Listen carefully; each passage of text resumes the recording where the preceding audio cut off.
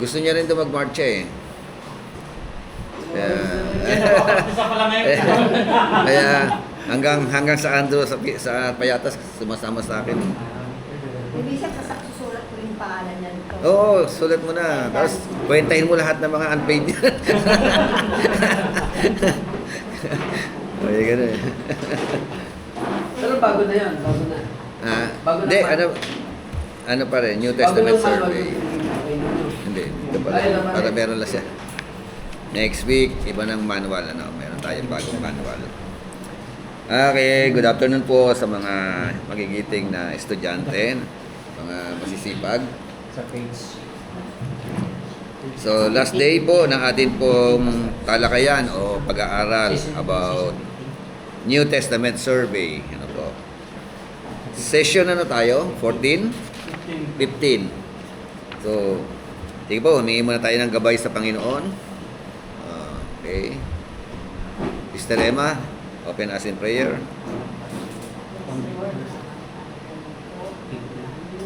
Maraming salamat po. Maraming salamat po. Lahat po ng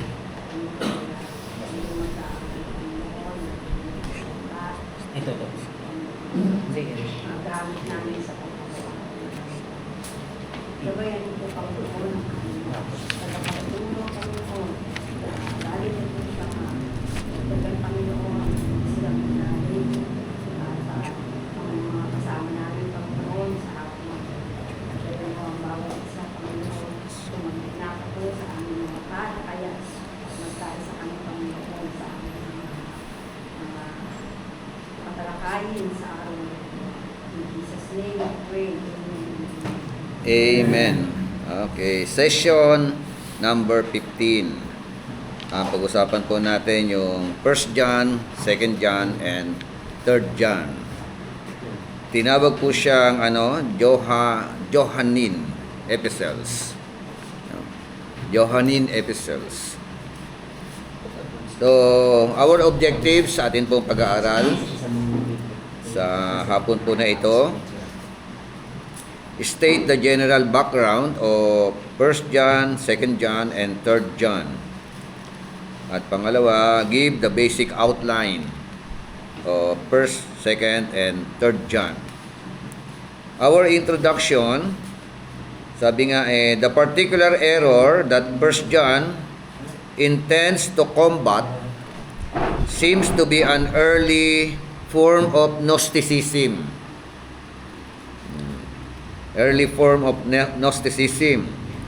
At ano itong Gnosticism? A heresy which was the most dangerous enemy of the church up to the close of the 2nd century. Ito pong tinatawag na Gnosticism. The conflict of this type of philosophy with Christianity was most serious to the person of Christ. For them, the union of the spiritual and the material is unthinkable. Kasi po, ang kanila pong status o yung kanilang paniniwala, lahat ng all matter is kumbaga sa marumi o makasalanan, ganon. Tapos yung spirit, yun lang po ang banal o malinis na po. Oo, 'di ba? Ganun ang kanilang paniniwala.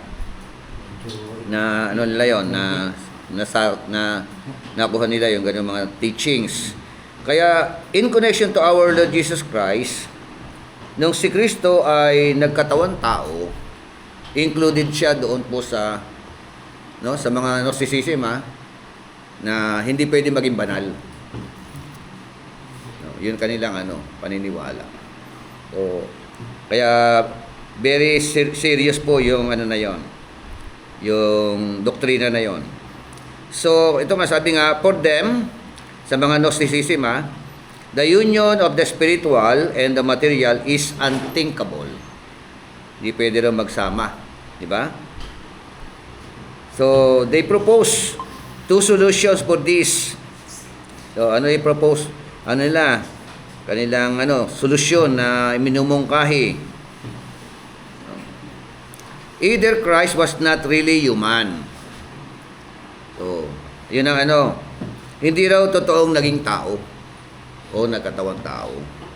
So, yun pala inaanohan niya nun, Tapos dito, di ba, malaman natin na yung mga hindi nagpapahayag na si Kristo ay naging tao, di ba? O naparitong nasa salaman. Yun pala yung sinulatan niya, yung ganong mga Antichrist ang tawag. Meron na, kaya nga. Antichrist. Kaya yung Gnosticism, Antichrist. Pero, Di ba, yun para ang sa kanila, mag-isip mo. Di ba? Sa atin, may possibility na wala. Yun lang yan. Sa kanila, hindi. Mas kagad. Kumbaga, di ba? Yun nga. So kaya nga, for them, Christ was not really human.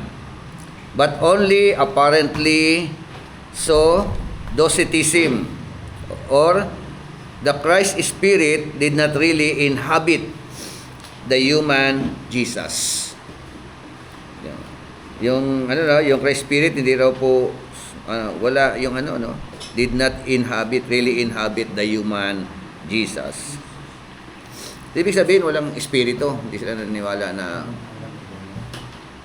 di ba ang tao composed of three parts. Di ba? Yung tinatawag na trichotomy.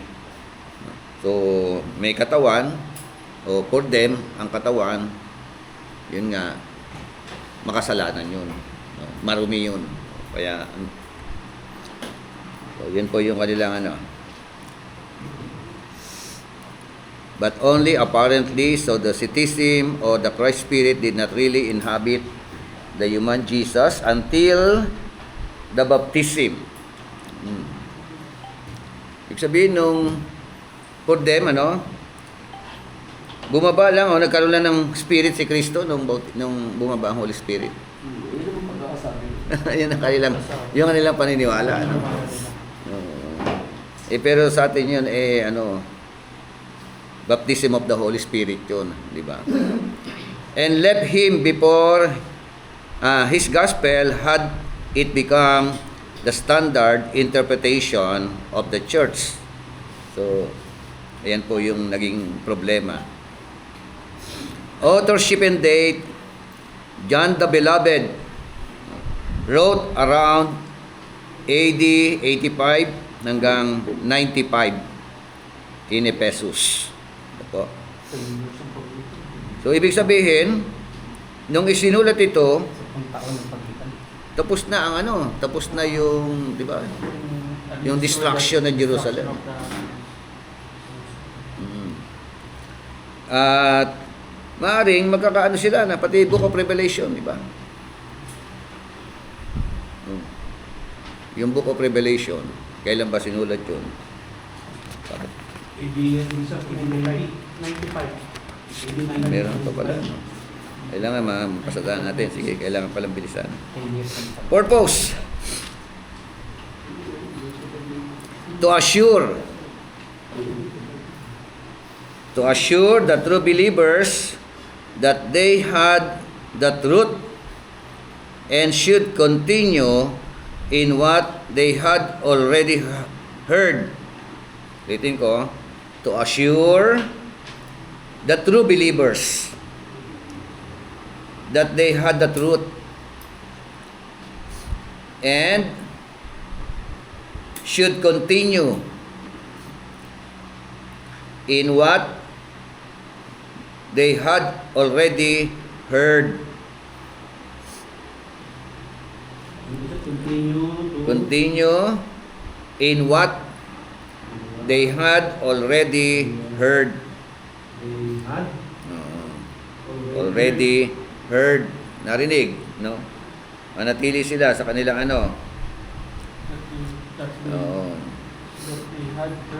nasa kanila na yung katotohanan. Diba? Kaya kailangan yung pananatili doon sa aral na kanila po napakinggan. So, But should continue. So may pangalawang purpose, That they come walk in fellowship with God, Walk fellowship walk in fellowship. Another purpose yan, ano? in With God and love people.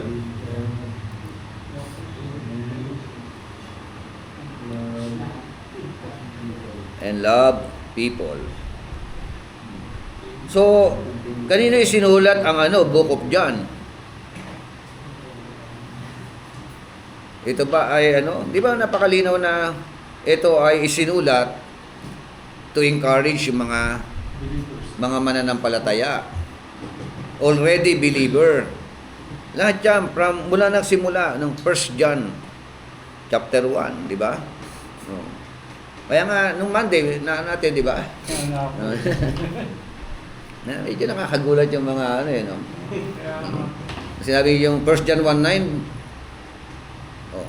Kasi nga, madalas ginagamit din natin sa evangelism yung 1 John 1:9 Oh. for unbeliever. So, pwede ba yung gamitin? 1 John 1:9 for unbeliever? O, sa Book of Revelation, meron pa isa, Book of Revelation,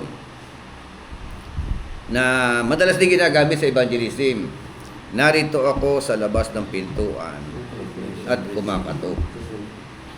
Ang sino mang magbukas ng pinto, ako'y papasok. 3:20 ng Revelation. Di ba? Kanina na naman kaya sinabi yun. Di ba? Yan ay sulat sa isang iglesia. Di ba? Oh, yan. Sundan natin. Overview of 1 John. And then, team. Fellowship with God and men. Yan.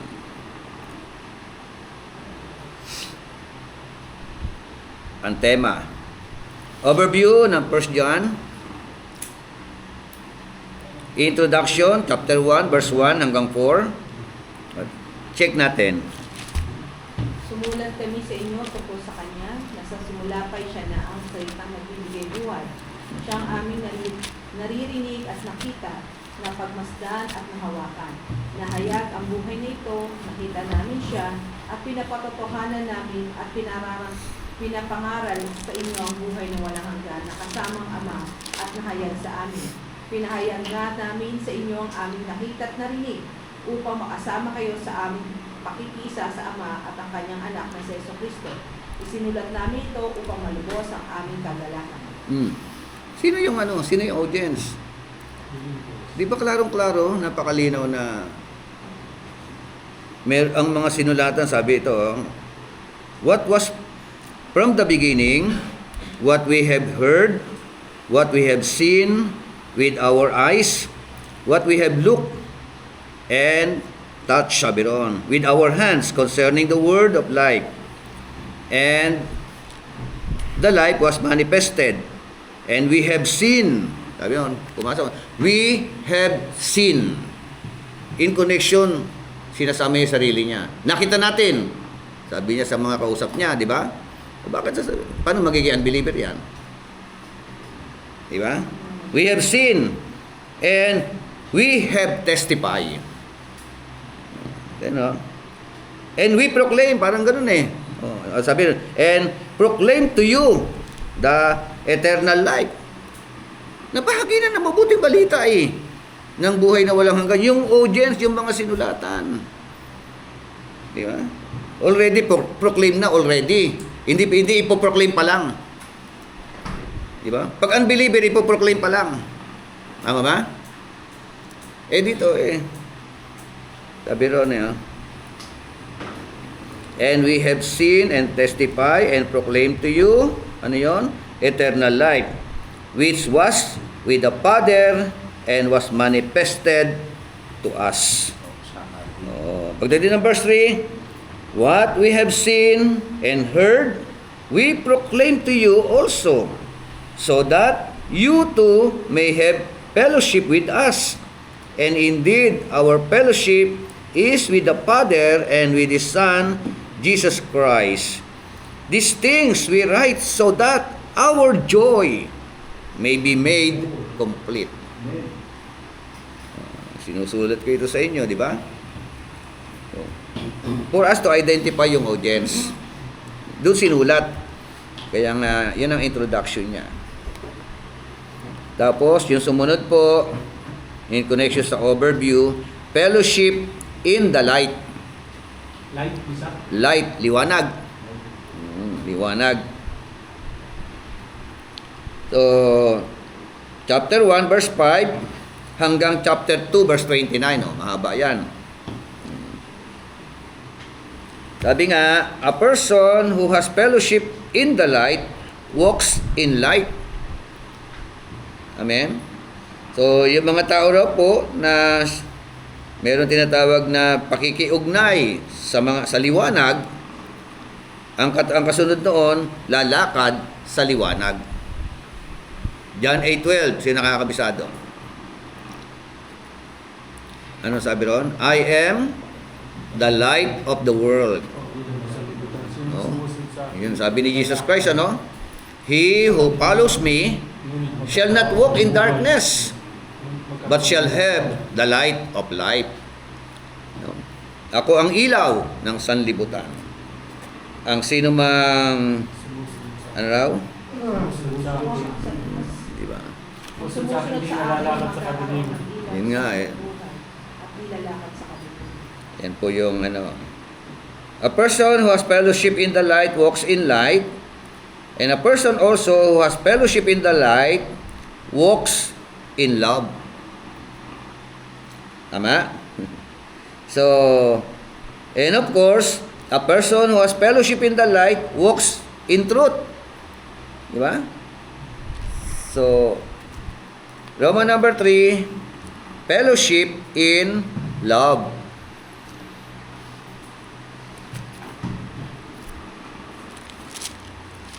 Fellowship in love. Chapter 3, verse 1 hanggang chapter 4, verse 21. Sabi nga, genuine fellowship in love avoids sinning. Amen? So, kung meron ka yung totoo, no? Totoo na meron kang pakikipag-ugnay, no? Of course, una sa Panginoon. Iiwasan mo ang kasalanan.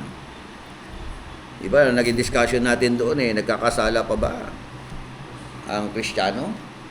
O hindi na? Kakasala. Kaya nga po nili, sinusugan niya ni John.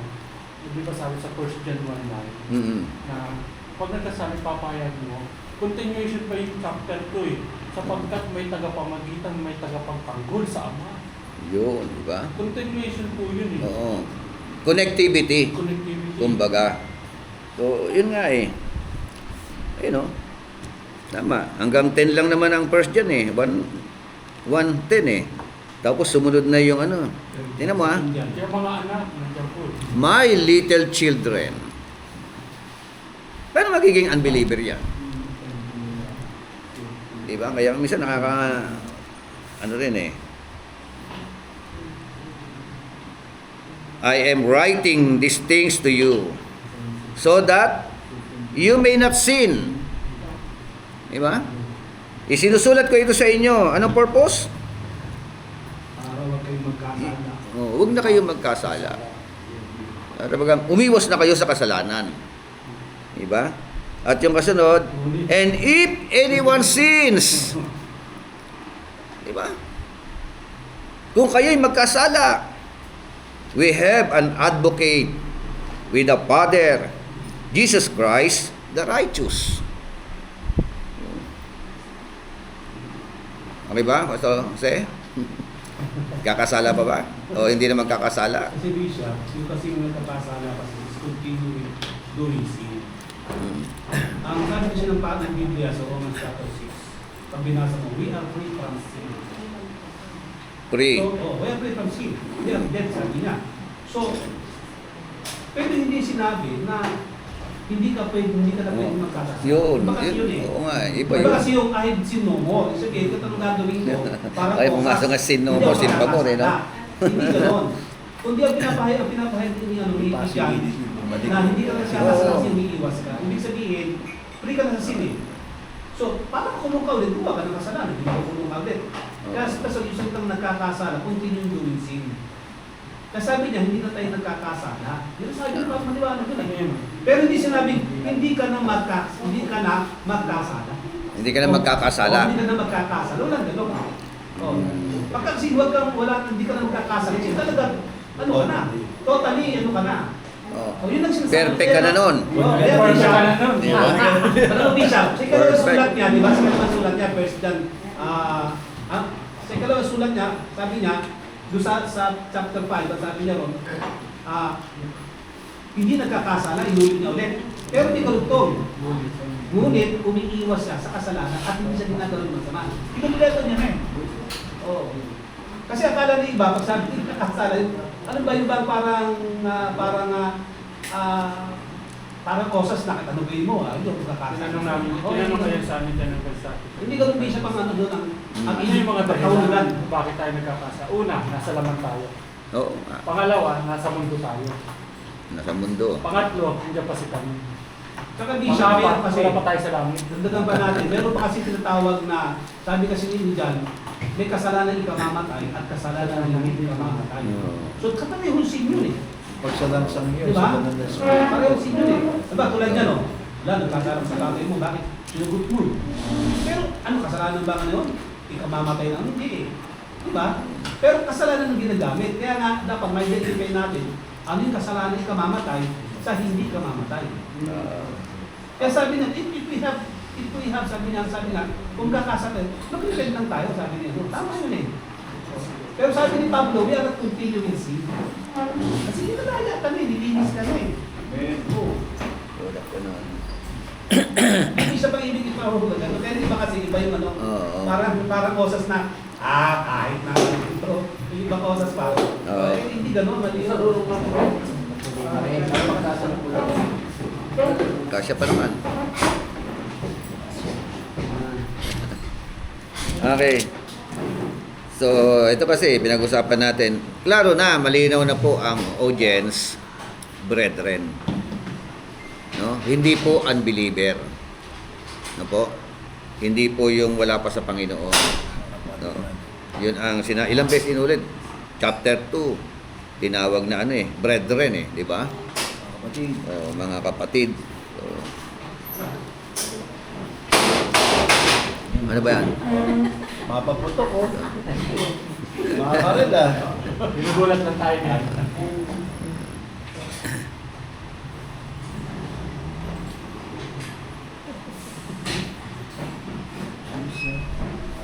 Mukhang hindi pantayan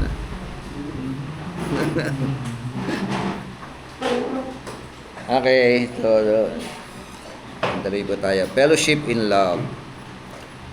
So, genuine fellowship in love avoids sinning. Diba? Yun na. Chapter 3, verse 1 to 10. Ano po? And, of course, aside from that, if you have a genuine fellowship in love, you, sabi nga, mag-a-acts ka righteously. Diba?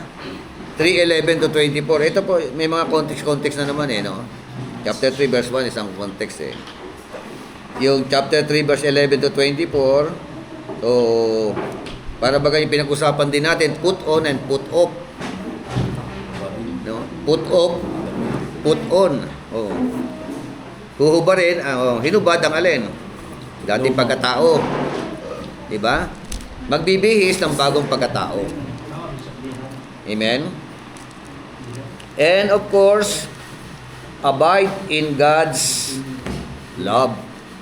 No? Kung pwede po ba na mamahalin natin ang Diyos pero hindi natin mahal ang kapwa natin? Ay, posible. Hindi pwede yun. Diba, meron pa sabihin ng kita, hindi mo maibig ka pa din mo nakikita pag ibigin mo sa Diyos. O pwede ba yung mamahalin mo yung kapwa mo pero hindi mo mahal ang Diyos?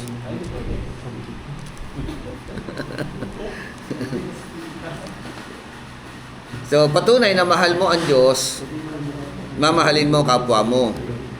Maraming mga Kristiyano, maraming kaaway. Paano yun? Hindi ko na matasagot yun. O, di ba? May mga tanim ng galit o sama ng loob. Di ba may mga Kristiyano rin ganon? Siya, dapat na pagsisihan mo. Oo. Ang nakakalungkot po ng bishop, hindi sa unbeliever ang kaaway. Mismo ang Kristiyano rin. Oo, may mga ganon. Hindi ang Oo, persecuted totoo yun. O, not paano the yun? unbelievers eh. Oo. Pero unbelievers, bilib pa sa atin eh. Kaya Yung mga kapwa natin Kristiyano. At saka kumisan eh. Tsaka kumisan yung Kristiyano, nagtatanim pa ng, ano eh, no? Ng hinanakit. Oo. Minsan may ganun eh. Kasi ng ang pinaka epekto kagad pag yung ginawa ka ng mali, epekto kagad yan, magkakaroon ka ng parang react. Oo. React yung body mo. Anger. Anger. Common emotions. Oo. Pero dapat, pagka nakaramdam sila ng gano'n, pag mga bata ka dapat, sabi ni Pablo, wag mong hayaan yung buwan ka ng araw. Tsaka si Lord, every time, pinapaalaalanan tayo na love your brothers, love your brothers. Kasi alam ni Lord na Isang tayo- bagong utos ang ibinibigay ko sa inyo. Dahil alam niya, John 13. magkakagatan eh. Kaya every time. Bakit bagong utos? Ang bago. Kaya nga di sa Bagong community. Parang gano'n, ano? May tanong sa akin yung isang pastor, kwento lang inaro niya. Sabi niya, kailan mo mamahalin ng kapatid mo ayon sa Biblia? Dahil sila na natin eh. Kailan mo siya mamahalin? Kailan itira ng pagmamahal mo sa kanya? Sila na natin eh, I love you. Hindi natin sabi niya, kailan sabi ng Panginoon. Inisip ko, Kaya yung huling tanong ko na nakarang lecture natin, totoo ba ang forgive and forget? Yun oh. sabi, magkapatid yan eh. Mamaya, balikan natin. Kailangan natin tapusin muna ito ka natin. Bago tayo. Mamaya, pinagbigyan ko na naman kayo dyan eh. Sige, tapusin muna natin to dahil tatlong, isasama na natin ang Book of Revelation dito para matapos na to. Okay. Sige, Roman number 4 tayo muna. Fellowship in life. Chapter 5, verse 1 hanggang 21. Life, buhay. Kaya tatlong L, ano? Light, love, life. Love life. So, this characterizes a life of faith. A life of assurance and a true knowledge of God. No? John, 1 John 5:16 hanggang 20. John closes with a warning of keep oneself from idols. Okay? Tapos na pala yan eh. Huwag natin masyadong pahabain ang ating talakayan dyan sa kanya. Pero clear malinaw na ang audience hindi unbeliever. Mananampalataya din ang sinulatan. 2 John. The letter is addressed to the chosen lady and her children. Doon naka-address. Mamaya tingnan natin yon. Interpretation varies concerning this greeting. Some have taken this to literally mean the chosen and lay and her children. Others believe that this letter is for the Lady Eclecta or Lady Kyria. Pero binanggit ba yung pangalan? Wala, no? Ang sabi lang doon eh, the elect lady. Check natin. Pero sabi na parang si Lady Eclecta o Lady Kyria. Other interpretation is that the address is figurative. Possible, figurative. And addressed to a church and its members. Yan ang isa sa mga sinisipat na mga proper interpretation. Tingnan nga natin. 2 John.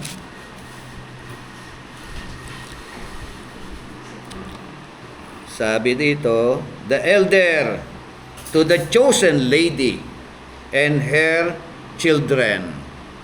Hindi kaya si Maria yan? Hindi naman, Kasi iba, bibigyan naman, kung figure of speech yan, baka mamaya bigyan ng pangalan, ano? Pero, doon naka-address. No? Sino yung elder? The elder. Sino yon? Si John. Tama ba? Si John ba? Tama? The elder. Yung pinanggalingan na sulat. Di ba? Ang sinulatan, ito na, to the chosen lady. Di ba? O elder pa rin yung lady. Sabi ko sa English pastor, the elder unto the elect lady. O di, dalawa sila. Parang ganon. Tingnan nga And parang ano. give children. Yung matanda. Sabi ko, Matanda at saka yung chosen lady. unto the elect lady. Sabi ko, Tapos, ito ko ano, tatlo. Pati yung and her children. Medyo parang malilito ka kasi sabi nito, ang matanda sa hirang naginang eh. Ha? Parang isa lang eh. Parang sa Tagalog, isa lang ang lumalabas. Ang matanda. O sabi nito, Matandang babae? ang matanda na hirang sa ginang. Chosen lady nga. Oo. Sa New King James kasi, to the elect lady. To the elect lady. Dito rin eh, Yan lang, meron. Elect lady, walang elder. Sa NASB kasi elder eh. The elder. The elder. Dito kasi sa King James version na isa, meron eh. The elder and the elect lady. To the chosen lady. Medyo, sa na lang eh. Yung elect is Mula sa chosen. matandang pinuno ng iglesia. The elders. Yan naman, ano. Mula sa matandang pinuno ng iglesia para sa hinirang na ginang. Oh, ng yun. kanyang Tingnan naman mga natin anak isang ano. na tunay kong minamahal. Oh, ibig sabihin, mula sa matandang pinuno ng iglesia. Oh. Is it possible na si Jan yon? Jan? Opo. Kasi kailangan natin mabigyan ng Elder, that, yung pinanggalingan na sulat, yung matanda, si Jan. that's not coincident. At ang pinadala na sulat, chosen lady and her children. Alin ang mas angkop? Medyo ano, kasi dito sa Tagalog ang matanda sa hirang Kaya kailangan may iba't ibang mga salin din no, para ma-check ano. Oo. Kasi kung nagkataon, pagka ano, parang tatlo yung sinulatan. Yung sabi nyo kanina, pwedeng yung matanda, yung chosen lady, tsaka yung anak ng chosen lady. Mga anak ng chosen lady. Pero dito, parang lumilitaw, yung matanda, parang si ano yon, yung si John, di ba? Yung di ba? So, ang recipient, yung chosen lady at saka yung kanyang children. Okay. Sige, balik tayo sa manual natin. The letter is addressed to the chosen lady and her children. Ito na. Interpretation, yun nga. General background na. Authorship and date. John the Beloved wrote around 85 to 95 in Ephesus. So, 10 taon ng pagitan, approximately. Pero doon sa Ephesus niya na isulat. So, magkakasunod lang, First John, ganun din. Second John, isang panahon lang. No? Purpose, to exhort the church to walk in love and warn her not to associate with false teachers. To exhort the church to walk in love and warn her not to associate with false teachers. So sa panahon nila, marami ng mga false teachers eh. Di ba? Associate. Not to associate. Huwag makisalamuha sa mga false teachers.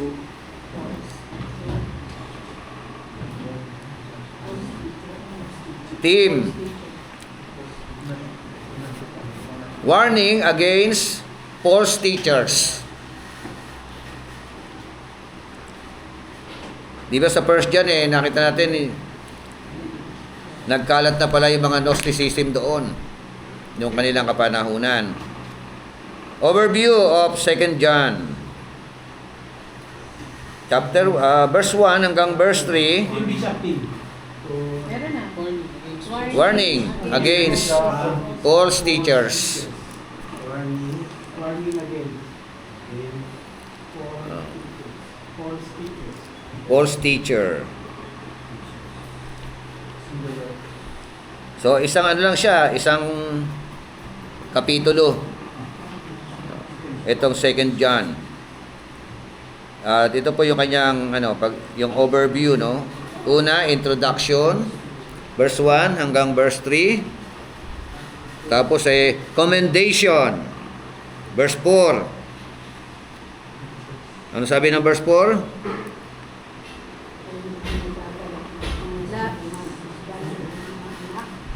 I was very glad, no, to find. Ayon sa ating tinanggap ng utos sa Ama. So I was very glad to find some of your children walking in truth, just as we have received commandment to do from the Father. So literal, yung chosen lady may mga anak.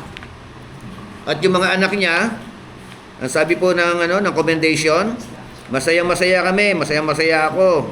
No? Nagpapakalang lahat sa Di ba?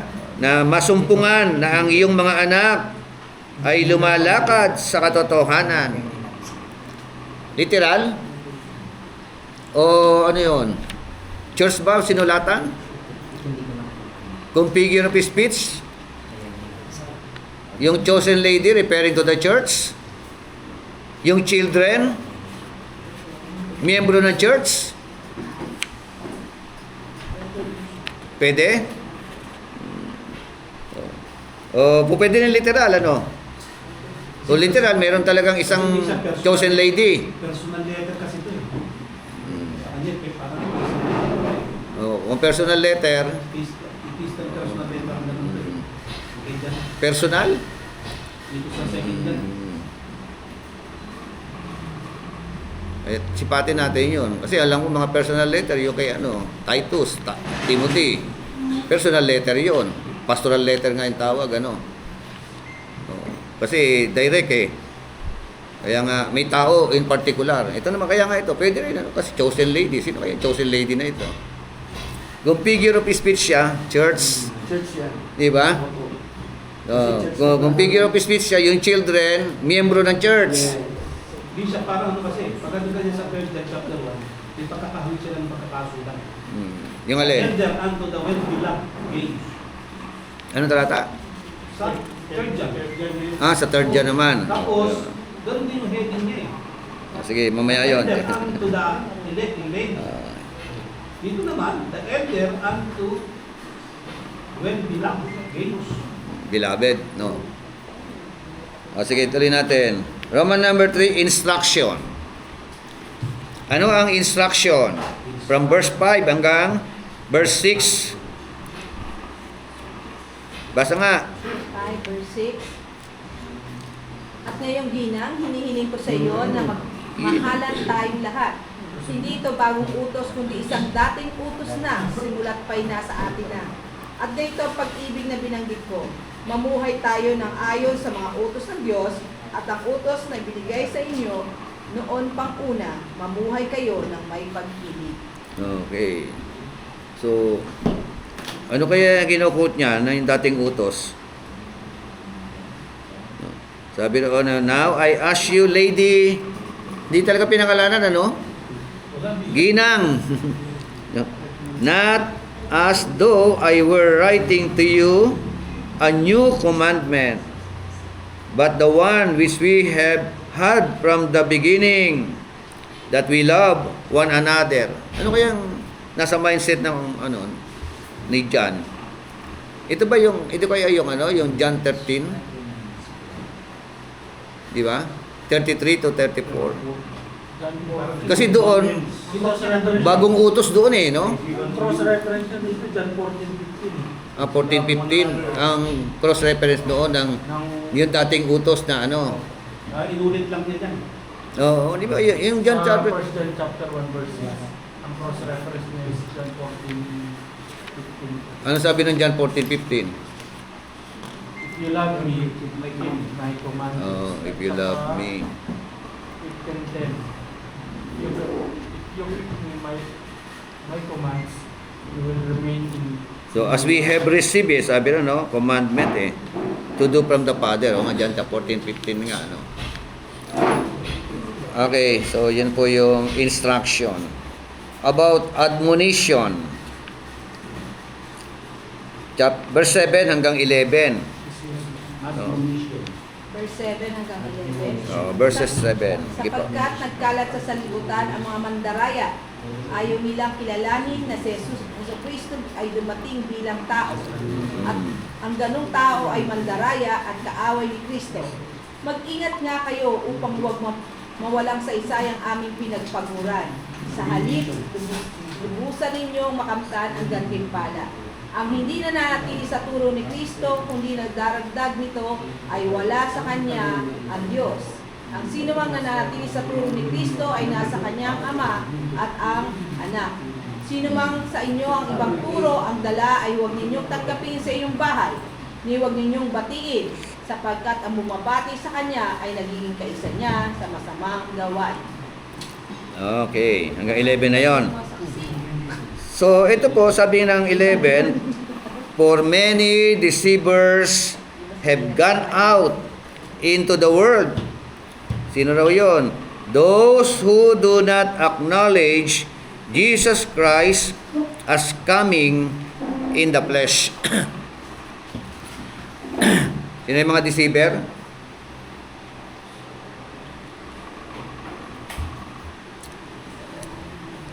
Ano lang yung mga katangian nila? Those who do not acknowledge Jesus Christ as coming in the flesh. Ano Tagalog nun? Naparitong nakalangan. In other words, nagkatawang tao. Ayaw nilang kilalanin Nagkatawang tao. bilang tao. Ibig sabihin, meron siyang katauhan. Diba? Tama no? Tubig.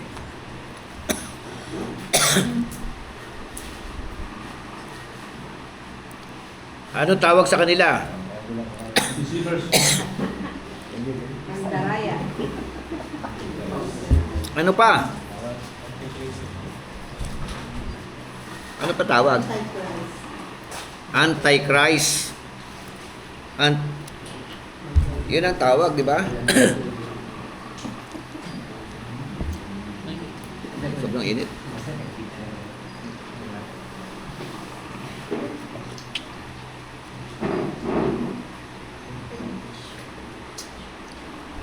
So, yung mga hindi naniniwala na si Kristo ay nagkatawang tao, they are belong to the group of the Antichrist. Diba? So, pagdating ng verse 8, binalingan niya naman yung kanya ng mga kausap. Ano sabi roon? Watch yourselves that you do not lose what we have accomplished, but that you may receive a full reward. Bantayan ninyo ang inyong mga sarili. Bakit kailangan bantayan? Bakit? Ayon sa verse 8, bakit kailangan magbantay? Upang magniwala Upang huwag mawala ang mga bagay na aming pinagpagalan pinaghirapan. o pinaghirapan. Pinagpaguran. Upang lubusan ninyong kakamtan ang gantimpala. Oo. Yung may mga dahilan kung bakit kaya sinabi roon na watch yourselves. Una, that you do not lose what we have accomplished. Para hindi na masayang yung kanilang mga pinagpagalan. Ang pangalawa, but that you may receive a full reward. Oh. Hindi sinabing sinabing that you may receive a full reward. What does it mean? Sabi ko, Gantimpala na yon. Anong klaseng gantimpala? Yeah. Langit. Salvation. Ang cross-reference sa Bishop dito sa Revelation 20:12 will be with me to give to every man according to his work. Okay, gantimpala. So, reward, not salvation.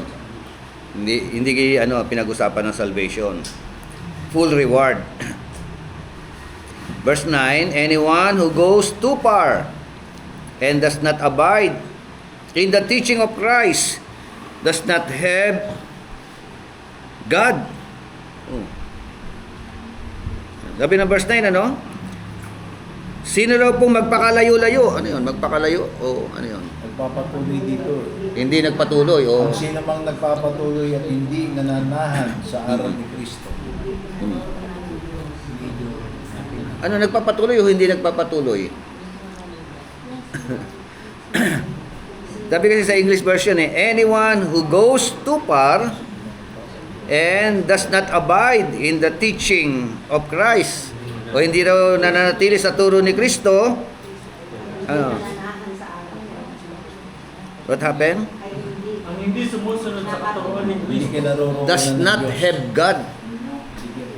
Hindi yung sentang hindi managpala. nagdaragdag pa Walang din. Diyos. Hindi Walang Diyos, ano? Hindi naniniwala. Sino man nanatili sa katawan ni Kristo, Nagkatawang tao sa nanatili Kristo. sa katawan ni Kristo ay ipapasakot sa Ama. Bakit? Ano yung warning, di ba? Warning sa kanila. Tapos yung kasunod, the one who abides in the teaching, he has both the Father and the Son. Yung nananatili. Verse 10, if anyone comes to you and does not bring this teaching, do not receive him, no, into your house and do not give him a greeting. For the one who gives him a greeting participate in his evil deeds. Okay, admonition. 3 John. Wala po sa overview. Okay. Conclusion. Hindi ba yung overview ng Overview ng alin? Ng 2 John. Commendation po. Una, Roman number 1, introduction. Roman number 2, commendation. Instruction. Roman number 3, instruction. Action at saka And then admonition. And then conclusion. 3 John. So, there were 3 Gaius in the New Testament. Kasi kanino naka-address? Gaius. Oh. Kita nyo, nagpakilala na naman siya. The elder. Tapos address kanino? To the beloved Gaius. So, ibig sabihin, same pa rin ang style ng letter. Mula sa matanda. O sino yung matanda? Sino yung matanda? Diyan. Si John. O pareho yung 2 John. Di ba? Tapos dito naman kasi doon chosen lady ang ang recipient and her children. Okay na. O klaro na 'yon. Dito inulit na naman the elder at ang recipient to the beloved Gaius whom I love in truth. Di ba? So, meron palang 3 Gaius sa New Testament. Una, yung Gaius of Macedonia in Acts 19:29.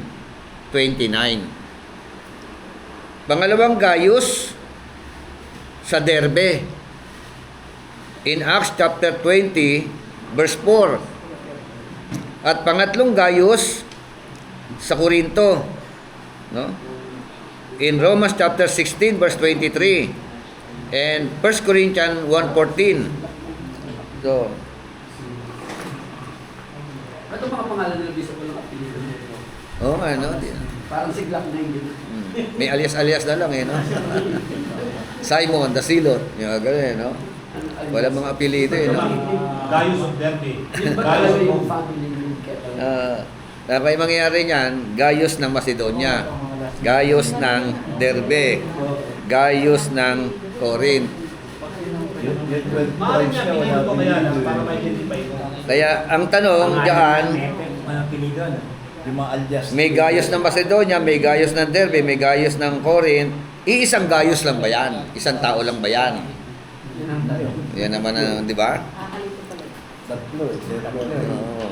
Ibig sabihin, Di ba? Walang surname niya. Different person Buti na kay or same person. Di ba? different kasi there will be Gaius. Ano yun? Gaius, di ba? Eh pumunta kang Derbe. Gaius of Derbe na siya. Alam ko pa. So, sige, tingnan na natin. Kasi grabe, there were three Kasi Gaius. pinakita na mga lugar eh. Oh, there were three Gaius in the New Testament. Dito sa manual natin, So, ito daw sabi, Synopsis Sacrae Scripturae, ano ba yan? Scripturae o Sacrae, no? Ganun ang pagka-pronounce ng Latin, ano? Latin ito, no? Synopsis Sacrae Scripturae ascribed to Saint Athanasius affirm that Saint John the Beloved composed this gospel during his exile in Patmos, and that Gaius of Corinth acted as his amanuensis. Ano ibig sabihin nito? Amanuensis. And publish it at Ephesus. So, according to kay Athanasius, Saint Athanasius, na si John the Beloved, no? Nang isinulat niya ang gospel na ito, he was in Patmos. So, pati ang Book of Revelation, di ba? According sa kanyang Kaya itong Gaius ng Corinto, naging parang siya yung amanuensis. No? Ano ibig sabihin ng amanuensis? Secretary, parang si Baruch, tagasulat. no? Tapos siya yung nag-publish. No? So from the Apostolic Constitution hango sa volume 46 it says that one Gaius was ordained by Saint John. Siguro tatlo yun. Isang Gaius ordained. Yung isa naman secretary. Siguro bishop yung sinulatan niya. Baka ito yung Ibig sabihin na palasak yung pangalang Gaius. Common name. Parang During Muhammad. that time. Parang yung Mary, common name din yan, Mas Muhammad. Ahmed. Ang daming Mary, Ang daming... Ay, Yeshua. Marami. So, it is believed that this is the Gaius of Corinth. Yung sinulatan, yung recipient, Gaius of Corinth. Okay. General background of 3rd John. So, itong tatlong ito, 1st John, 2nd John, and 3rd John, pare-pareho po sila na isulat noong 85 hanggang 95 AD. Purpose: to encourage and commend Gaius for his hospitality to the traveling brethren. Ulitin ko, to encourage and commend Gaius for his hospitality to the traveling brethren, and to condemn Diotrephes for not doing so, and to condemn Diotrephes for not doing so. Ulitin ko, purpose: to encourage and commend Gaius. To encourage and commend Gaius for his hospitality. Kanino? To the traveling brethren. And to condemn Diotrephes for not doing so. So, minsan na nabanggit ang pangalan, Diotrephes. Kontrabida pa. Ayan. Brethren, and to condemn Diotrephes for not doing so. Kaya nga, ang ganda na sabi rito ng 3 John 2, Beloved, referring to elder, kay Gaius, I pray that in all respects you may prosper and be in good health, just as your soul prospers. Isa pa ba o yung pangalan? Diotrephes. Diotrephes, andito sa ano eh. Doon sa baba ng overview. Sa baba ng overview. So, overview ng 3 John, verse 1 hanggang verse 2, greetings. Fellowship. Team. Fellowship with the brethren. Fellowship with the brethren.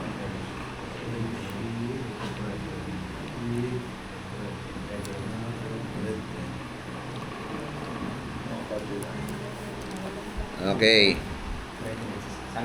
Roman number 2 na tayo. Confirmation of Gaius. Confirmation of Gaius. From verse 3 hanggang verse 8. Tapos dito nga sa verse 9 nabanggit ang pangalan ni Diotrephes.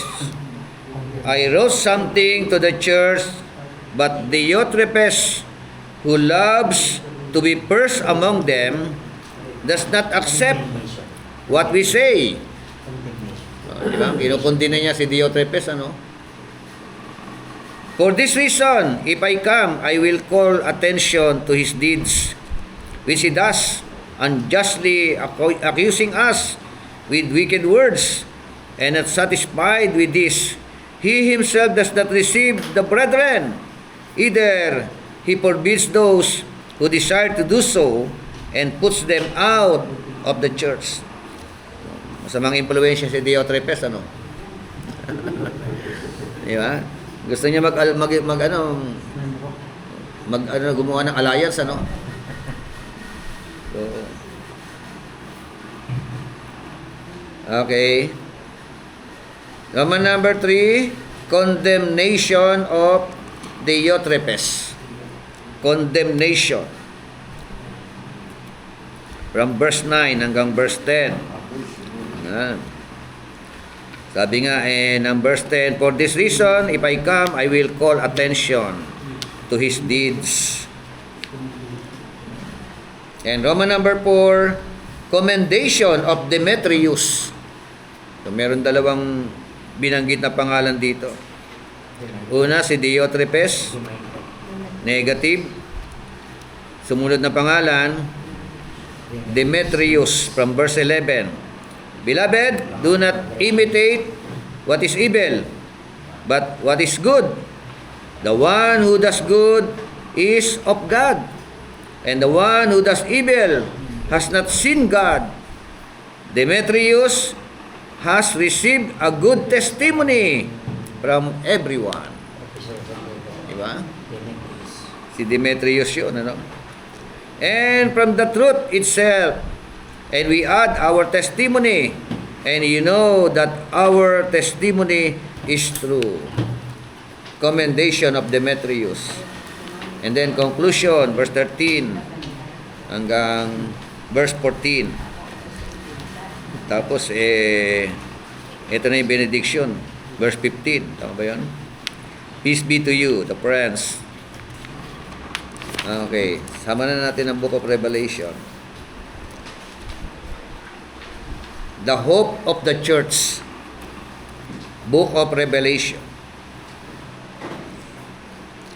So, the Book of Revelation is the book of consummation. Consummation. This book is an intriguing mixture of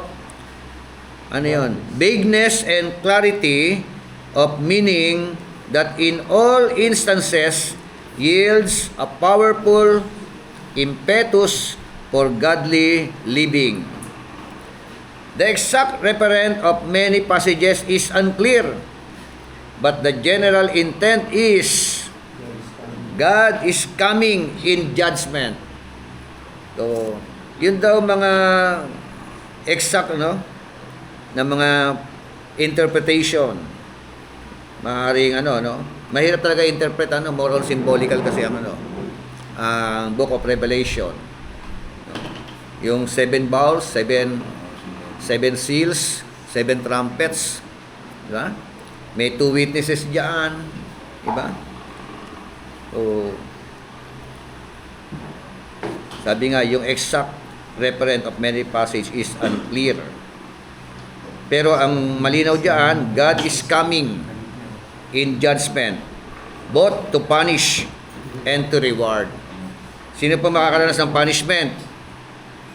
Yung mga hindi kumilala sa Panginoon. Sino makakaranas ng reward? Yung mga mananampalataya. So, evil forces will in no way overcome. Yan. Sure yun, hindi sila makakaligtas diyan. Their struggle against God and those on His side, both angels and believers. So the Christians are called to persevere in their faith in spite of difficulties and suffering they face in this spiritual battle. So madalas may mga ganun sila, Be thou faithful unto death. Okay. So, yung 1 John, yung 2 John, yung 3 John, approximately 85 to 95 ang date of writing. Ito naman, of course, kasi meron daw meron ding isang nagturo, ang nagsulat daw nito, hindi raw po si John the Beloved. Intriguing na naman, Intriga na naman yun, Ibang John daw ito. Narinig na yung turo na gano'n. Meron mga Galing talaga sa takas, galing talagang Pero continuation ng sulat ni John. Isa lang ang At naisulat niya ito 95 to 96 AD Bishop, sa island of bakit Patmos. sa iba 90? Ha? Bakit sa iba 90 Approximate nga lang yun. Parang tansyahan.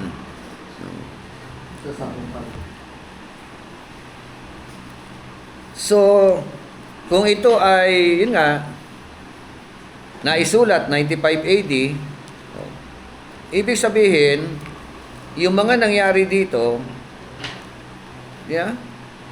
hindi connected sa Matthew 24.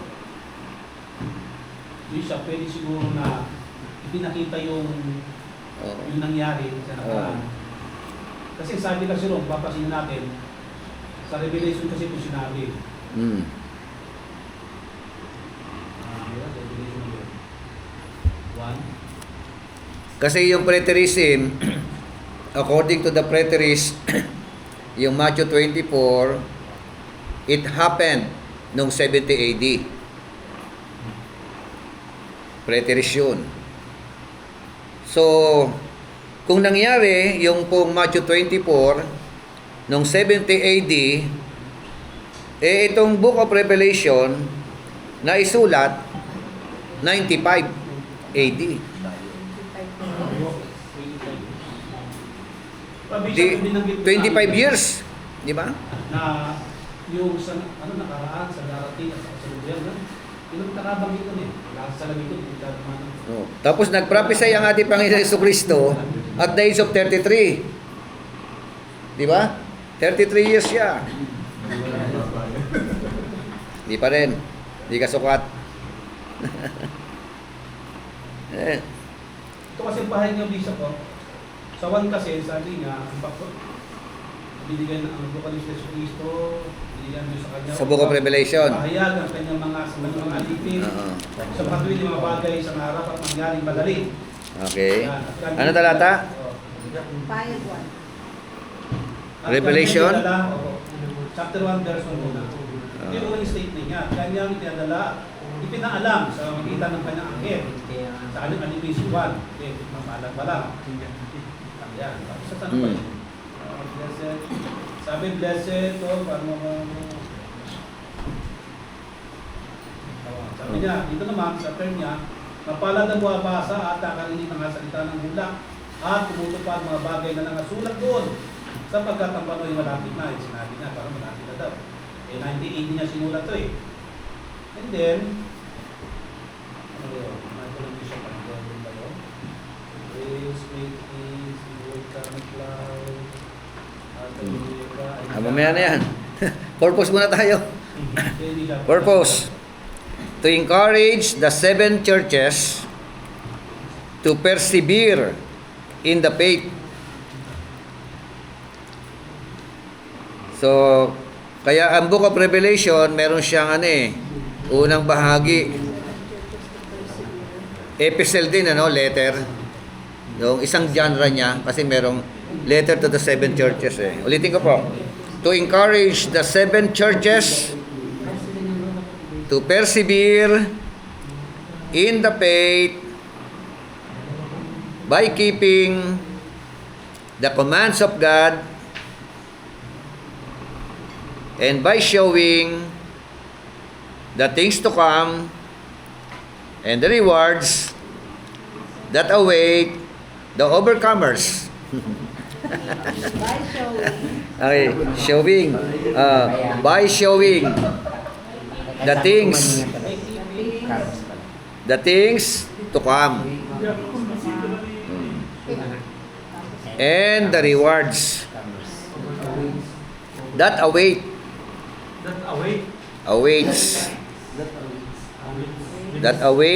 the overcomers.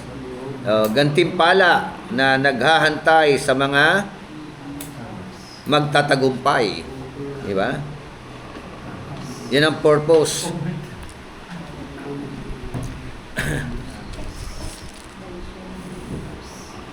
Okay. Ang tema, Revelation of Christ.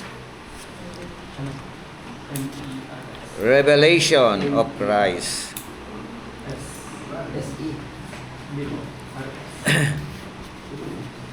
So, yung inaano mo, kasama yan sa overview, Pastor Jose.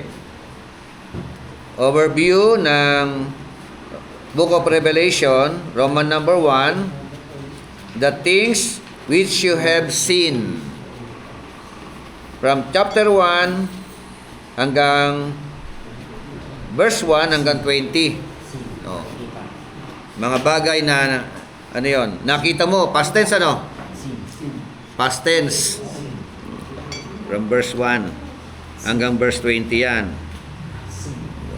Kasi dito makikita natin no, yung mystery. Mystery ng 7 churches.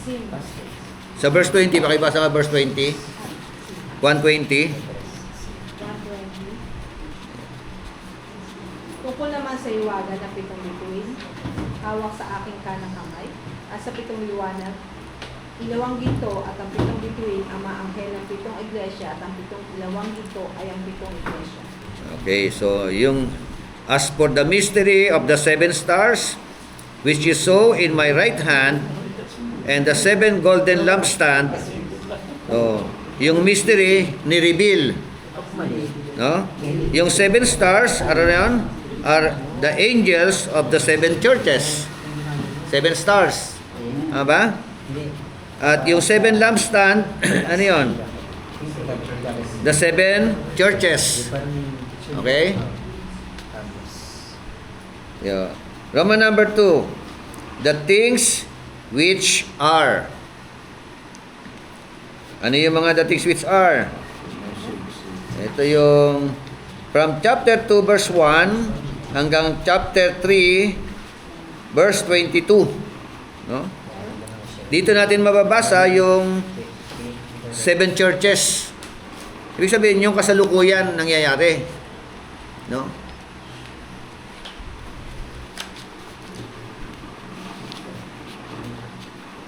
Andyan po yung message to yung Church of Ephesus, Church ng Smyrna, Church ng Pergamum, Church ng Thyatira, Church ng Sardis, ng Laodicea. So ito po mga churches na ito, nag-exist po ito o katang-isip lang? Existing na yan. Nangyari talaga. Meron talaga mga churches na ano. Sino nag found ng church na ito, ng mga churches na ito? Ang episode, si Paul ang binanggit eh. Paul, di ba? Paul. Oh. Lahat yan bishop. Mostly si Paul. Mostly. Asia kasi bishop yan eh. Di ba? Asia kasi binanggit dito eh. Kaya 7 churches. Lahat ng 7 churches na bishop, nasa Asia. Okay. Asia mo ito. So ibig sabihin talagang hindi siya katang-isip o ito po ay talagang ano. Pero Greek. Grego. Ang Ephesian, mga Epeso, Greek. sa Greek po. Mga Grego. so kung atin titingnan, no, letter A, ito na po, the message to the church in Ephesus. Chapter 2, verse 1 to 7. The message to the church in Smyrna, chapter 2, verse 11, 8 to 11. The message to the church in Pergamum, chapter 2, verse 12 hanggang 17. The message to the church in Thyatira. The message to the church in Sardis. The message to the church in Philadelphia. The message to the church in Laodicea. So, meron pong yung mga churches na ito, meron pong tinatawag na commendation at meron ding warning, di ba? At meron ding iniuutos ng Diyos sa kanila. No? So hindi pare-pareho, magkakaiba ang status ng church. No? Yung kalalagayan po ng 7 churches, possible nagiging kalalagayan din ng mga churches in current churches. Di ba? Merong mga maligamgam. Pero kasi yung bishop na narinig, No. isa sa mga seminar pinuntahan ko, sabi niya,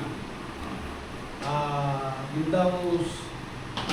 daw 7 churches na yan, nangyari sa kanila ng mga ilan. Bawa, Church of Ephesus, hindi na mangyayari sa kanila nakita. Na may panahon lang kung mangyayari. Parang pagsubok sa kanila. No, kaya existing talaga sila. Existing, pero ang kanyang teaching is parang darating sa kanila yan. Oh. Yung isa naman ay parang ano tawag yan, yung parang sakit na parang iiral sa panahon naman natin ngayon. Parang gano'n ang yan. Parang gano'n ang kanyang ano naman na Ano yan? nasa mga charges. History repeat itself. Parang darating sa mga charges. Ibig sabihin, hindi mangyayari sa kanila yung naliteral. Yung isa kasi literal na darating sa kanila yun eh. Yung isang teaching. Siya naman, na teaching na narinig ko is yan yung magiging, pinakita yun yung magiging sakit ng churches. Halimbawa, left thy first love, di ba? Tapos yung sinagogan sa tanas, sa sinita ninyo. Doon sa mga churches, ibig sabihin, sa panahon ngayon, dyan lilitaw. Okay. So, ano natin, sipatin na lang natin yung isang church. Pero ano, Sige, tayo muna. possible na may, iba yung kagaya ng Efeso, yung lamig sa pag-ibig. Kasi po nakakasan din natin yung Yun nga, doon may teaching ng isang umiiral teaching. At ano natin, yung chapter 3, verse 14, hanggang ano, hanggang sumusunod, ano? hanggang 22 na yan. Laodicea. Ito ay message to the church in Laodicea. Sa verse 14, ang sabi po diyan, to the angel of the church in Laodicea. Ang recipient, angel of the church. Sa church ng Laodicea. At nagpakilala ang Panginoon. The Amen, di ba? The faithful and true witness. The beginning of the creation of God says this. Ito, commendation ito. I know your deeds. Commendation yan, di ba? Nalalaman ko ang mga ginawa mo. Commendation or ano? O rebuke? Commendation or rebuke? Sabi niya, I know your deeds, that you are neither cold nor hot. Diba? Ano? Papuri o ano? Correction? Parang paalala din siya. Paalala, di ba? Yun ang ano, no? Kasi nasisipat niya, alam niya yung kalalagayan ng church eh. Ito ka, ganito ka. Hindi ka malamig, hindi ka mainit. Tapos sabi niya, I wish that you were cold or hot. Mas gusto ko, malamig kung malamig. Mainit kung mainit. Ayaw niya ng maligamgam. Maligamgam yung ayaw, di ba? So, because you are lukewarm, dahil ikaw ay maligamgam, neither hot nor cold, anong gagawin niya? I will spit you out of my mouth. Ano ibig sabihin ng Tagalog? I will spit you out of my mouth. Luluwa. Luluwa kita. Sa ano bisap, susuka. Susuka kita. Susuka kita. Of my mouth. Yan sabi ng ano, no? So, bakit? Because you say, I am rich. Mayayaman pala sila, no? Mayaman sila, material. Ang sagana sa lahat.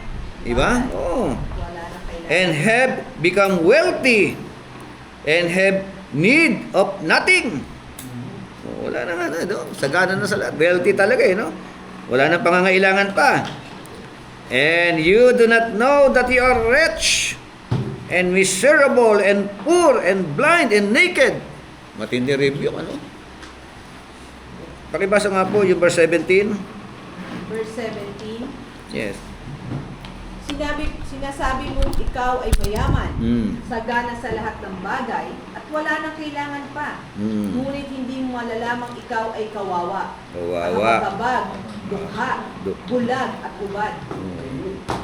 Biro mo, mayaman, mayaman literal, ano? Wealthy, no? Pero in the sight of God, poor. No? Ano pa? Bulag. Hubad. Pa. No, di ba?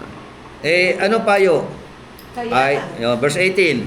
kaya nga, pinapayo kong bumili ka sa akin ng purong ginto upang ikay maging tunay na mayaman. Bumili ka rin sa akin ng puting damit upang iyong isuot at matakpan ang nakakahiya mong kahubaran. Mm. Bumili ka rin sa akin ng gamot at ipapahid sa iyong mata upang ikaw ay makakita. Oo, di ba? Ano payo? Advise you, buy from me gold refined by fire. Di ba?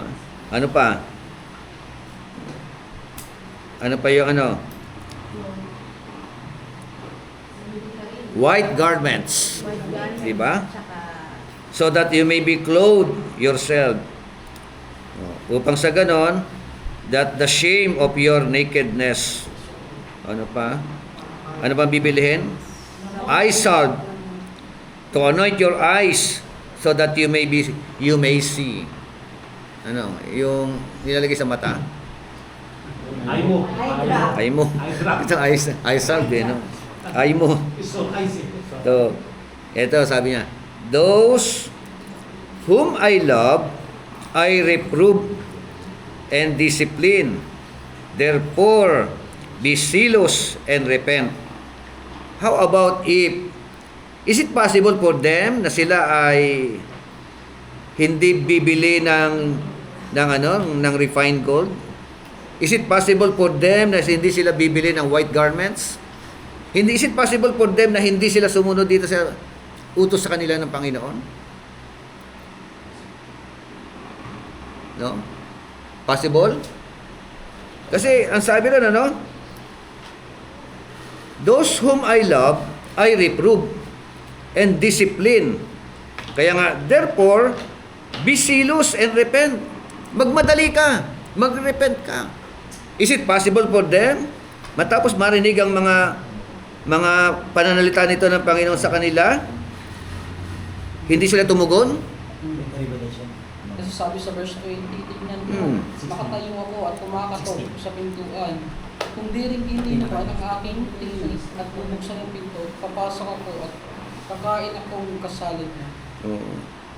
Kaya nga yung 320, ginagamit natin ito sa pagpapatanggap ng mga unbeliever. Baka to, maaari sa puso. Pero ang konteksto ng 320, referring to the church in Laodicea. Church. Di ba? So, sabi niya, behold, I stand at the door and knock. If anyone hears my voice and opens the door, I will come into him and will dine with him and he with me. So, isa lang po ito sa church na tinignan natin na meron pong tinatawag na problema at may payo ang Panginoon, di ba? Kung anong dapat nilang gawin. So, at kung yung sumunod, sabi ron, ito verse 21. He who overcomes, I will grant to him, sit down with me on my throne, as I also overcame and sat down with my Father on his throne. Diba? Sino yung overcomer? Yung bibili ng refined gold, yung bibili ng white garments, yung bibili ng aymo. Yung hindi bibili at hindi magre-repent, not overcomer, hindi makakaupo. Diba? Address to the church in Laodicea, not to unbeliever. Tama? Okay? Isa lang yan, kasi lahat yan halos meron eh. Isa lang yata ang church dyan na walang rebuke eh. Di ba? Okay, teka natin. Pero, halos lahat bishop, pero eh. Ha? Parang halos lahat bishop. Halos lahat. Wala tayong Panginoon na masa. Apart sa peso, diba? Peso, meron eh. Yung Philadelphia, Sa akin. Church ng Philadelphia. Meron. Tingnan nga natin. Sige, pasaltahan natin yung Church ng Philadelphia. Pero may sabihan pa rin may parang napasok din, pinasok sila. Parang gano'n. Church ng Pergamum, Thyatira, Sardis. At ano yung Philadelphia? Anong Iba chapter? parang andyan sa lugar, andyan sa yung sinagoga ni Satanas. Smyrna. Kasi yung sinabi niya. Bakit wala? Yun ang pinakanon ko ng Panginoon sa kanila. Sa Efeso po, verse 4. Kasi Chapter? hindi ka mag-ano, Verse 2 po. Thyatira. Verse 4. Yung Chapter Philadelphia two. Visa, the church, Ah, sa Revelation 7. 3. Yan. Ito, kasi walang sulat eh. From chapter 3, verse 7 hanggang sumunod na talata, verse 13. And to the angel of the church in Philadelphia, right? He who is holy, who is true, who has the key of David. Magkakaiba yung kanyang pagpapakilala eh, no? Balbas yun. Magkakaiba bawat churches eh, no? Who opens and no one will shut. Oh, siya nagbubukas, hindi po pwedeng, walang sino man makapagsasara. And who shuts, no? And no one opens. Says this. Ito na, pumasok na. I know your deeds. Behold, I have put before you an open door which no one can shut. Because you have a little power and have kept my words and have not denied my name. Behold, I will cause those of the synagogue of Satan Yan lang bishop yung sa kanila. who say that they are Jews and are not but lie, I will make them come and bow down of your feet, and make them know that I have loved you. Yan lang, Bishop, man. Yung rebuke sa kanila to? So, na, Hindi. andyan sa gitna Hindi ng- rebuke yun. Sinasabi niya lang may yung mangyayari. Oo, parang nandiyan Yung na- darating sa kanila. Oo. Hindi ano sa kanila. Hindi nila Wow. problema yun. Oo, diba? Yung haharapin nila. Warning. Warning. Oh, warning sa kanila. Pero wala pa rin sinabing hindi katulad sa Laodicea, di ba? Siya lang, Bishop. Sabi rin, daming review ka sa Laodicea. Blind kayo, poor kayo, mayaman nga kayo, pero mahirap kayo. O, sabi rin. Dito wala pa. Verse 10. Ito. Because you have kept the word of my perseverance, I also will keep you from the hour of testing, that hour which is about to come upon the whole world to test those who dwell on the earth. I am coming quickly. Hold fast what you have. Wala naman eh, di ba?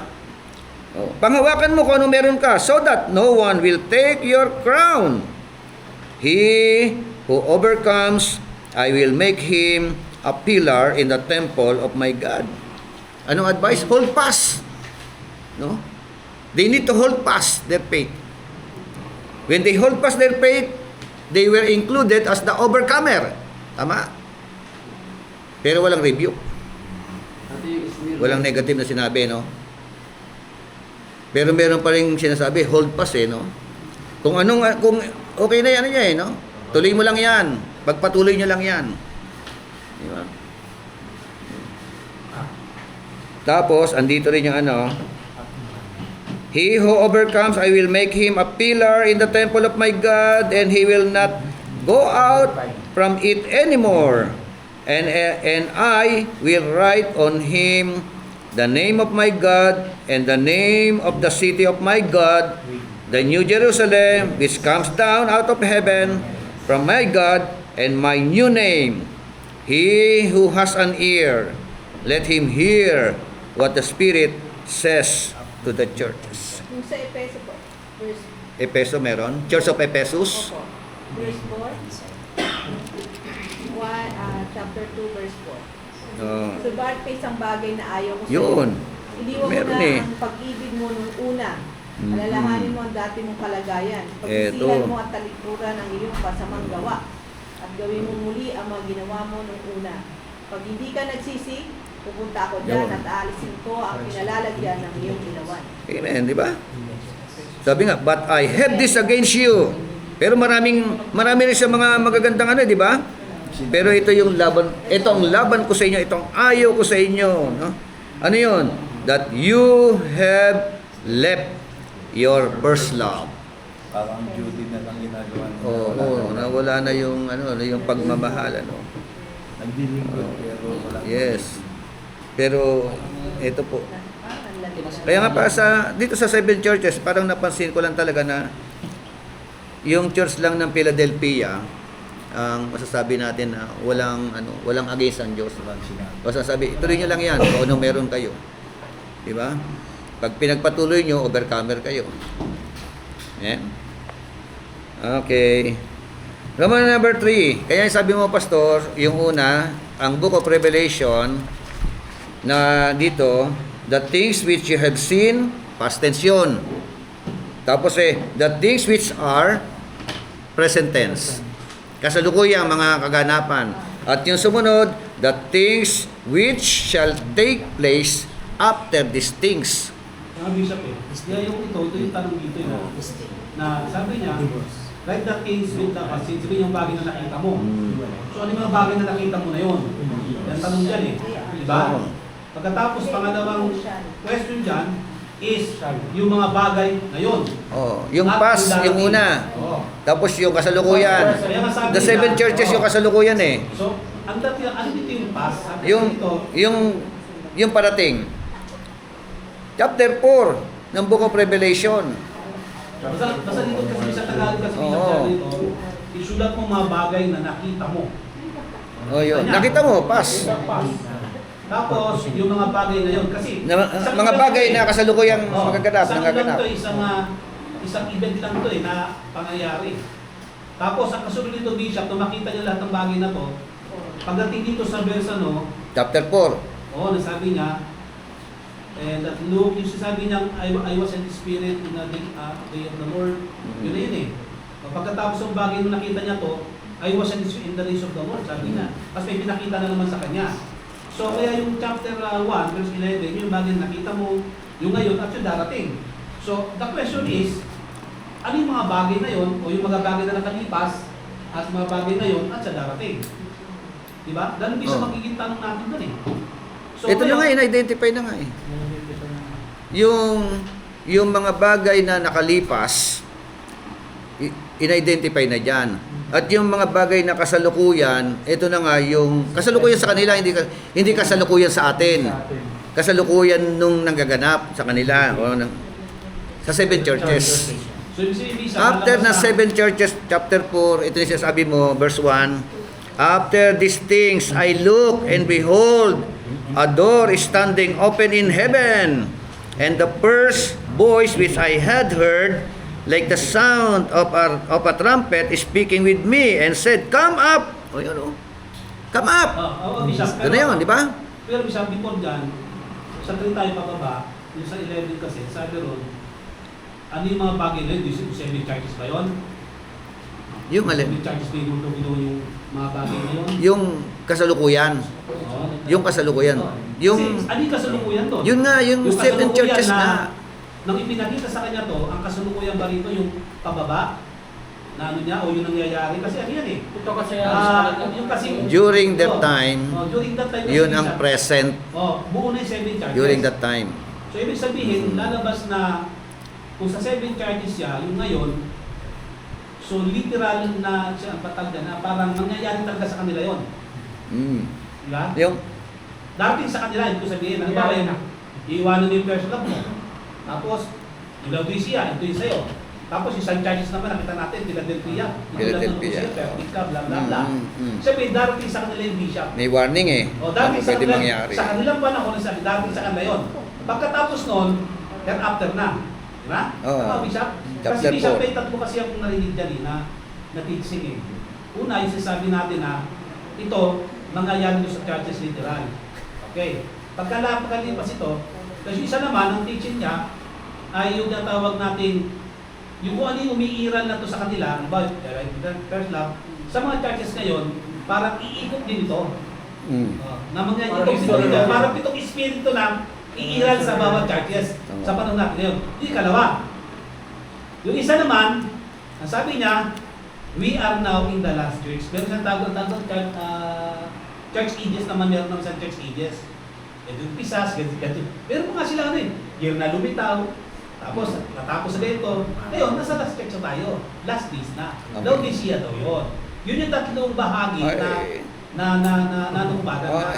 Ano yun, ibang ano yung sinasabi mo, ibang view yun eh. May kanya-kanya kasing view ang mga theologian. Sabi ko nga sa inyo. Kaya nga lang, Oo. siyempre sinusure natin kasi narinig ko yun Oo. eh. Natural, kung narinig natin. Pero sa pag-aaral natin, hindi yung view na yun ang lumilitaw.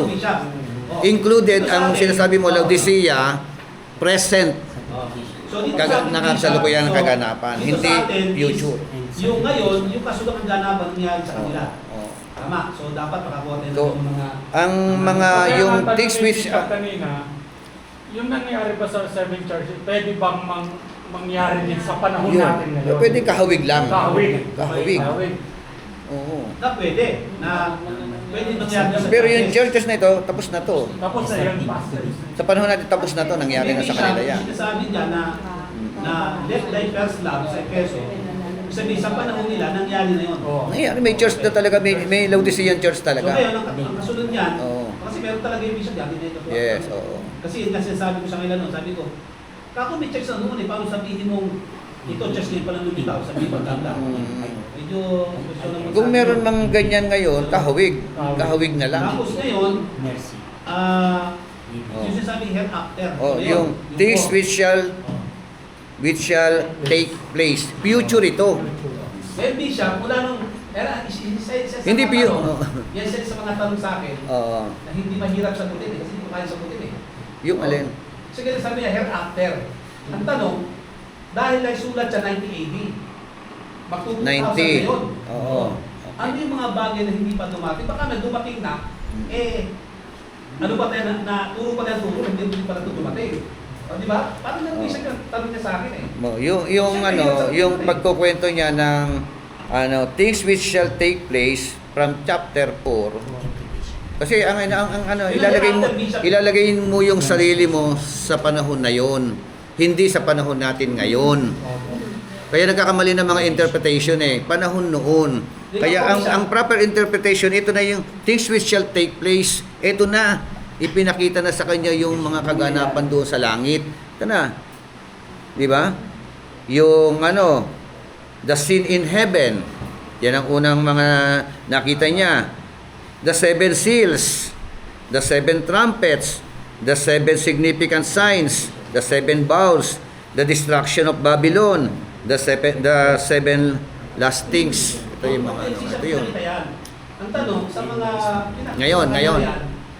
Mula nung pinakita sa akin na 95 to 90 to 95 AD, Oo. ibig sabihin, ito, hereafter na tayo pinakita. So, naisulat na yan. So, ang tanong sa akin, dito sa hereafter na to, may dumating na ba o wala pa? May dumating na ba? Oo. Alin? Like for example, yung Sabi kasi dyan, di ba meron pa nga dyan na Revelation chapter 6, tama? May Revelation chapter 13 pa. yung 7 seals, like for example, 7 bowls, 7 trumpets. Nangyari na ba yun? Parang gano'n, nagtatanong sa iyo. Sa Revelation chapter 7, sabi nga, Oo. tatatakas kayo ng mga 144,000. Pagkatapos sa 144,000, kasunod nito, pinakita na paraming bilang ng wika sa mga bansa. Hindi ko lang sino galing pa dito. Sabi niya, galing siya panggaling sa mga wika at mga bansa, sabi ron, na pinaputis na ng kordero, na dumaan sa malaking kapighatian. So tanong, lahat ng bagay na to kasi, may iba na tuturo, no?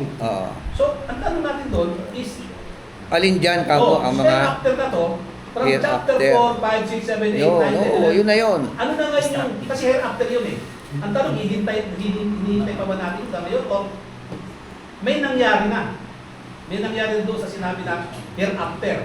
So, tapos na tayo sa eschatology, di ba? Tinanong ko na yan noon. Hindi niya nasagot ni Bishop. Hindi rin niya nasagot ng libro na Kaya nga, class natin doon sa eschatology. Kasi nga, ang tinuturo ng eschatology ng libro natin ay Parang preterism siya preterism. Preterism kasi yung Depende sa stand. Kasi matandaan ko lang kasi, yung sa Matthew chapter 10 is eschatology rin. Yes. Ganun rin noon, saan na nangyayari ba yung sa kasalukuyan mula 90 AD hanggang sa kasalukuyan natin itong chapter 4 onwards. So, ang pinapakita lang ng libro ay views, iba't ibang views. Ibig sabihin, walang nakakasagot na direkta dito.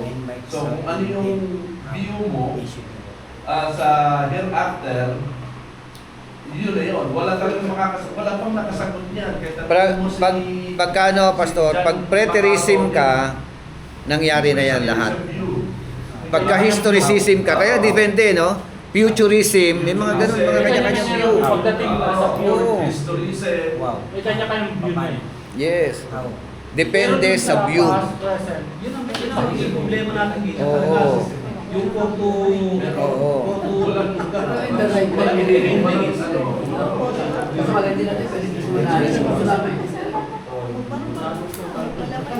Kasi pagka preterism, lahat yan nangyari na noong 70 AD. Explain ng history kasi ina-attach dito ang history. Oo.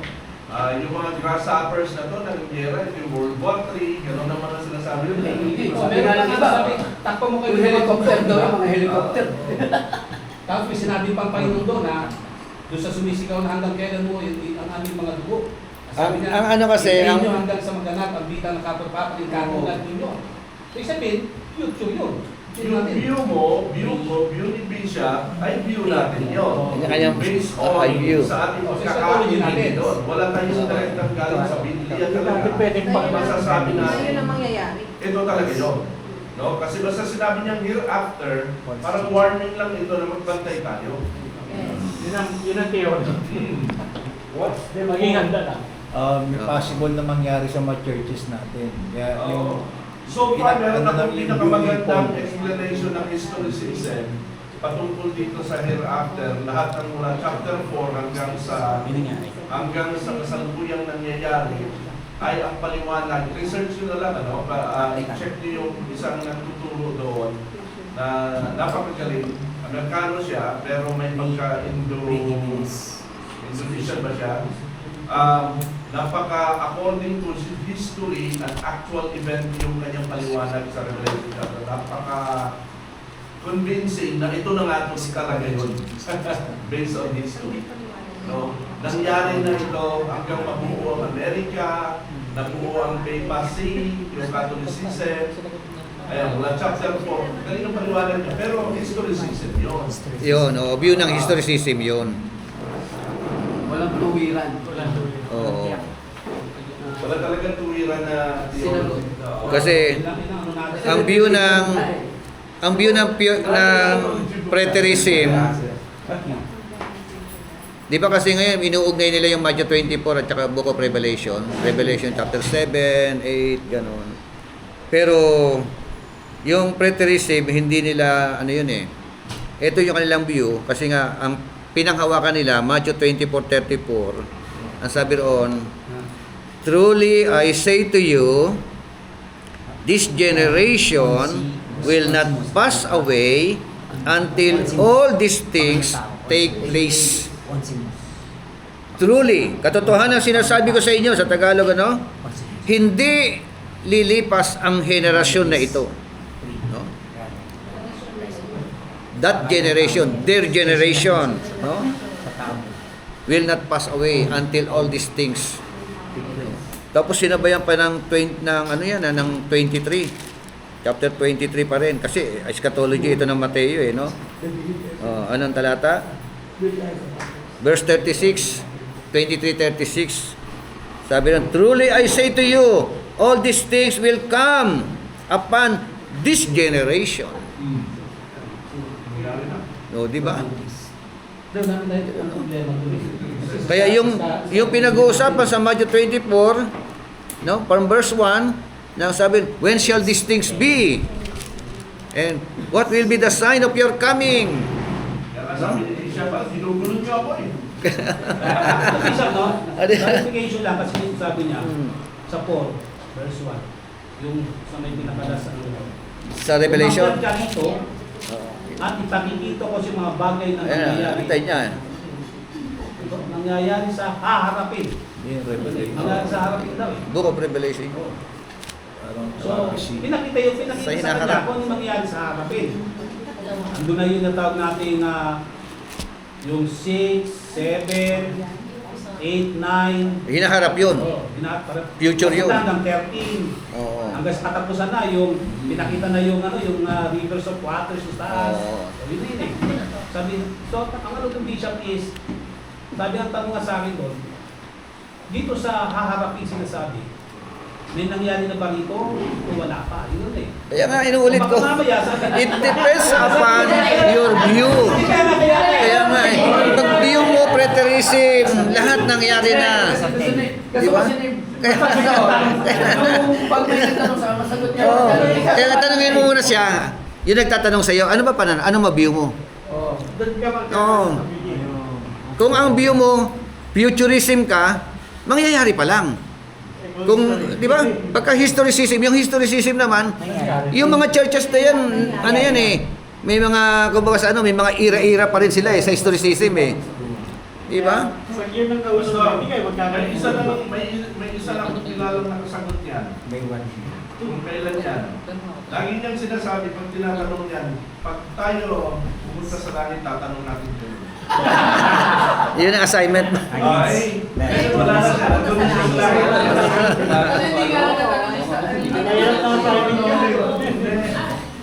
meron sana akong nakita na isang nagtanong yan. Ang ano kasi, pangit kasi sa preterism, yung kanilang paniniwala sa yung Matthew 24 na eschatology, at saka yung Book of Revelation, nangyari na.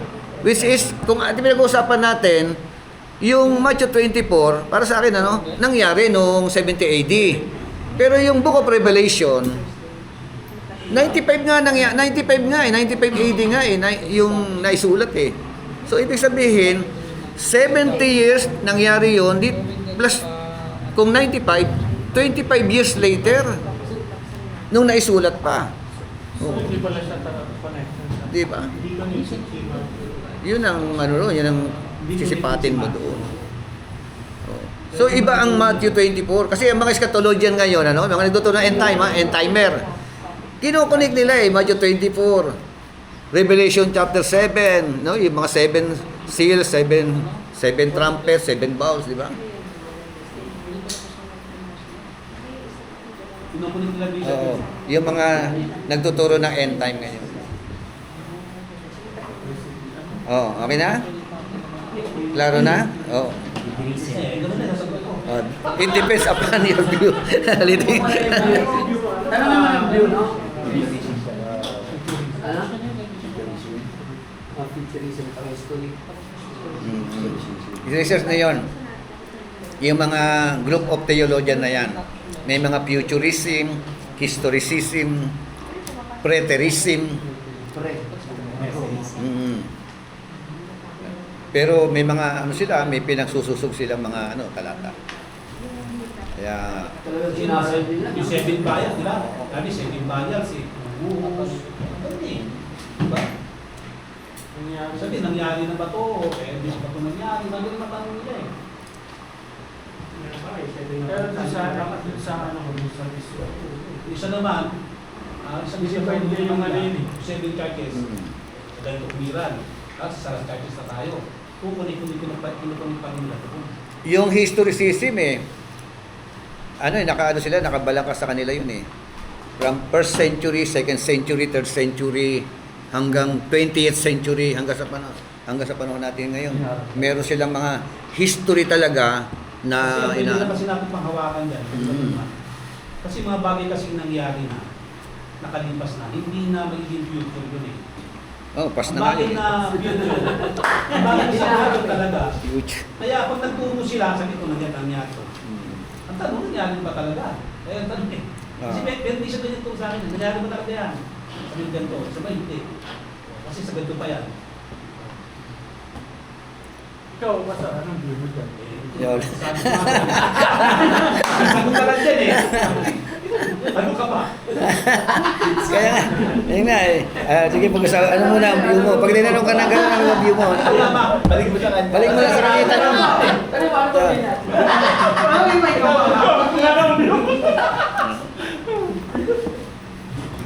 Kaya kailangan pa rin ng balansyado. Kasi minsan ang tao kasi gusto lagi ma-improve. Oo, gusto lang. Eh, minsan may mga bagay na nakahidden pa sa atin na hindi pa pinapayag ng Panginoon. Gusto natin pilitin na maipila. Hindi kasi na yun Yung kasi mga revelation sinulat na ganun pa na di ba? So, kapag tulad ng 7 charges na yun, so, nung binasa nila yun, maaaring sa kanila future yun Pero dumating na, hindi na future sa kanila, dumating na So, natin sila hindi. O katulad doon sabi natin, chapter 6, the 7 sabi nila, binuksan. May mga pinatay. Tapos ang hintay mo. Tapos, pagdating sa 7, meron na naman. Yung 144,000 pinatakan. Pagkatapos, may mga pinatay. Tapos 8. Tapos ang tinatawag natin na dragon, with 10 nation. Ibinigay yung kayo ng kapamalaan sa tayo. Di ba meron ganun mga sinasabi sa Biblia Tapos binibigay ka ng interpretation. Yung tatakan, future ba yun? Di ba? Tatakan. Oh, di ba? Nasa 13 yun, na Revelation. Yung tanong Hindi, sa panahon kasi nila na yun, hindi na masyadong maintindihan. Yan ang pag-isa dyan, yung sa Revelation chapter 11. Ang sabi ron, noong araw, mahirapan intindihin yun Sabi kasi doon, itong dalawang witness, papatayin ko. At makikita na lang ng mga bansa. O. Nang binasa nila yun, ano makikita ng mga bansa? Walang television, walang kuryente. Pray tayo, Pastor Rafi. Di ba? Internet. Live feed. Pero sa panahon natin na yun, madaling intindihan pag binasa mo. Pero binabasa ito ng panahon wala pa kuryente, wala pala. Hindi lang maintindihan, paano makikita? Hindi lang ma-interpret ngayon, ma-interpret na. Ngayon, pwede ma-interpret na. Baka ito. Ito yung interpret. internet, ano, di ba? Kaya Yung mag-sumili definition tayo pala. para makita ng sumili. O sige, tatama din yung Revelation chapter 11. Oh. Diba? Mag-sumili na. Pray po muna tayo tapos.